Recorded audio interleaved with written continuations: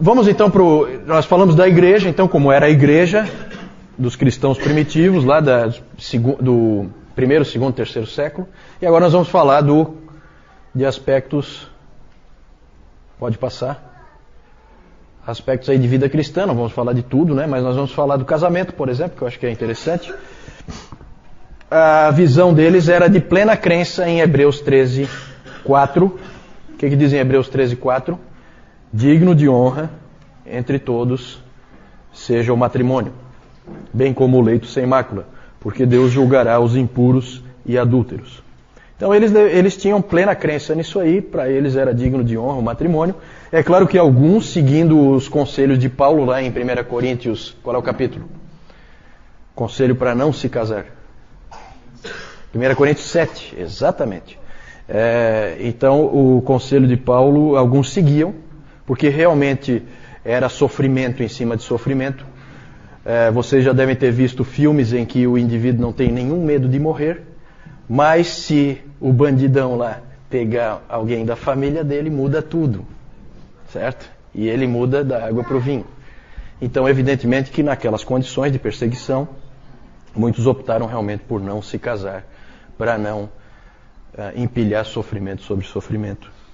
E para que isso também não fosse uma pedra de tropeço para eles, né? Mas o casamento era honrado por todos. Clemente de Alexandria disse: por todos os meios então devemos nos casar, tanto para o bem do nosso país, como para a sucessão dos filhos e para o completamento do mundo, já que ele pertence a nós. A visão do Clemente de Alexandria. Dentro do casamento, e só dentro do casamento, o sexo é bom, certo e apropriado. Deve ser praticado e honrado. Lembre-se que os cristãos viviam numa época que era um mundo de dois extremos. Você tinha aqueles gnósticos anticorpo, como Marcion também era um deles, né? Em que tudo que era da matéria era ruim, então eles eram totalmente avessos ao casamento, ao sexo. E você tinha as perversões, você tinha as orgias romanas, você tinha todo tipo de perversidade sexual. Eles viviam no meio dessa sociedade em que você tem esses extremos.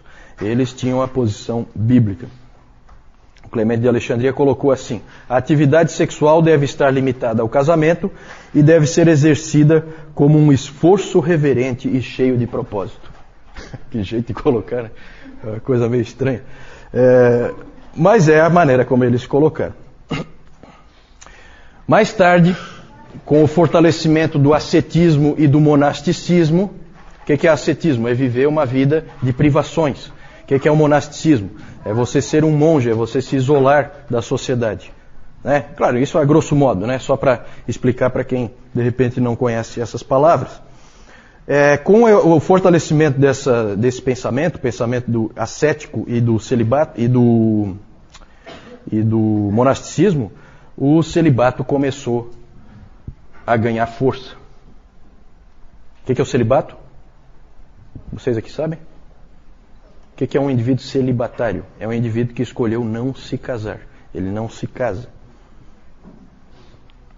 Então o celibato foi ganhando força ao longo do tempo e logo Hebreus 13, 4 foi ficando um pouquinho diferente.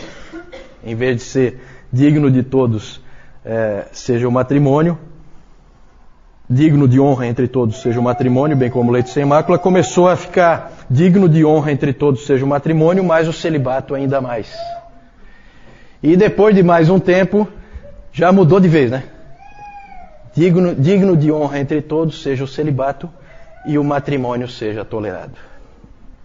É mais ou menos assim que ficou o pensamento, né, da igreja. Isso aí nós vamos ver que vai acontecer. Tá? Mas no início não, tá? No início a gente tinha uma visão bem boa, bem clara a respeito do casamento.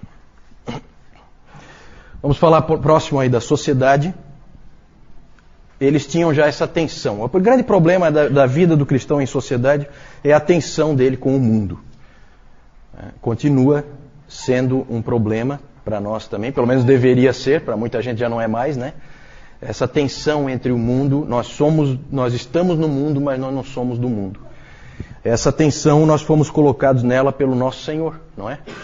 Ele pediu expressamente para o Pai que não nos tirasse do mundo, mas que nos livrasse do mal.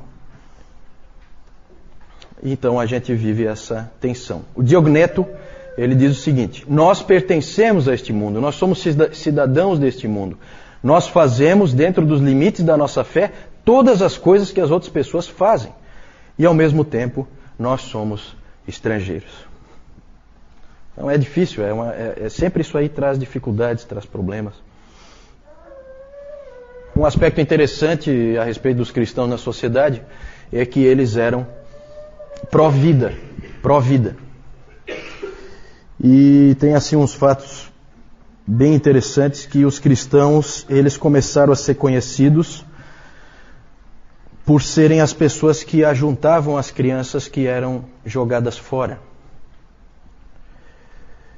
É interessante porque existe uma carta do ano 1 antes de Cristo, de um marido que tinha viajado. Ele mandou uma carta para a esposa. É uma carta de amor, uma carta romântica, em que ele fala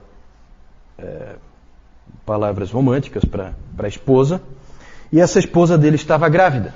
E aí ele, num determinado momento, ele diz para ela o seguinte na carta: se for menino, fique com ele. Se for menina, jogue fora. É muito interessante porque essa era a cultura da época. E não é só assim como hoje a gente sabe de coisas que acontecem, por exemplo, na China, que as meninas são jogadas fora e os meninos não. Não, meninos eram jogados fora também, certo? Porque é aquela coisa, gravidez indesejada e tal, e então havia essa cultura de se jogar fora o filho, né? Uma coisa horrível. E é interessante porque isso aí acabou sendo uma oportunidade de testemunho para os cristãos, porque aí quem é que ia lá juntar a criancinha? Os cristãos. Eles iam lá e adotavam então aquela criança, porque eles eram pró-vida desde o início. Eles eram também contra o aborto, que também era praticado. Só que o aborto era menos praticado do que jogar o filho fora. Por que será? Exatamente. É o risco. Certo? A criancinha pode morrer, né? Mas a mãe não, né? Essa é a ideia. A minha vida é mais importante que a do meu filho. Interessante esse tipo de pensamento. E os cristãos costumavam recolher as crianças e eram totalmente contra o aborto, que era praticado, mas era menos praticado. Eles tinham uma tremenda compaixão pelos necessitados. As coletas que havia, né, na igreja sempre havia coletas, e elas sempre eram para os necessitados, sempre eram para a caridade. Naquele tempo a igreja tinha pouco custo, como nós vimos, acho que fica claro isso, né? As igrejas eram nas casas e o pastor não era sustentado pela igreja. Ele era um homem, um profissional de algum tipo de profissão, né? Desde todo tipo de profissão você tinha presbíteros e bispos, que até é interessante porque no terceiro século nós temos registro de um bispo de Roma, bispo mesmo, o presbítero principal de Roma, era um sujeito chamado Calisto, que era um escravo. Vejam como a igreja era, desde o início, ela foi assim uma sociedade diferente das outras, em que um escravo poderia chegar ao posto mais alto dentro da igreja, porque não é questão de mérito pessoal, mérito mundano. É uma questão realmente de vida espiritual. Então eles cuidavam dos necessitados, cuidavam dos órfãos, cuidavam das viúvas, dos prisioneiros, dos necessitados. Também eram pró-decência e pró-pureza. Buscavam sempre a pureza como uma virtude. Então eles evitavam de participar naquelas festividades do Império Romano, porque sempre havia imoralidade ali, então eles não participavam.